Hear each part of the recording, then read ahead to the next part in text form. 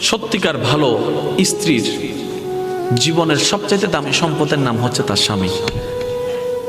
মাকে, বাবাকে, পরিবারকে সব কিছু ছেড়ে ওই স্বামী নামক শব্দটাকে খুশি করার জন্য সবকিছু ছেড়ে অচেনা এক পরিবারের মধ্যে চলে আসে। সুবহানাল্লাহ। আসে তো আসে, খুব অবাক লাগে, এবার মানাইও নেই, একদম ম্যাচিং হয়ে যায়। যেখানে যাই সেই রকম একটা মেন্টালিটি আল্লাহ পাক তাদেরকে দান করেছেন ম্যাচিং হয়ে যাওয়ার জন্য। একজন সত্যিকার ভালো বউ তার জীবনের সবচেয়ে বড় নিয়ামত মনে করে দুনিয়ার তার স্বামীকে।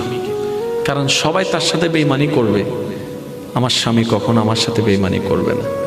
সবাই আমার হাত ছেড়ে দিবে, আমার স্বামী কখনো আমার হাত ছাড়বে না। এখানে যারা বিবাহিতরা আছেন, আমি ছোট্ট মানুষ হিসেবে শ্রদ্ধার সাথে একটা কথা বলি।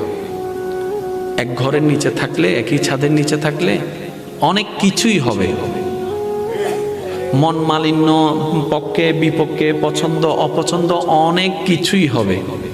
এগুলাকে ফোকাস দিয়েন না, ডিভোর্সে যায়েন না। কারণ ডিভোর্স করে যেখানে যাবেন সেখানে যে মহাসুখ পাবেন এরকম কোনো গ্যারান্টি নাই।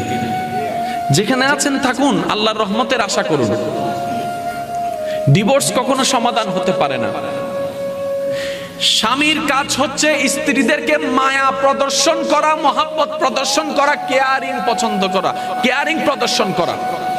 আর স্ত্রীদের কাজ হচ্ছে স্বামীদেরকে ভক্তি করা, শ্রদ্ধা করা, সম্মান করা। দুইজনের পক্ষ থেকে যখন এই ইসলামের নিয়ম দুইটা চলে আসবে, অশান্তির সংসার অশান্তির হয়ে যাবে। সুবহানাল্লাহ।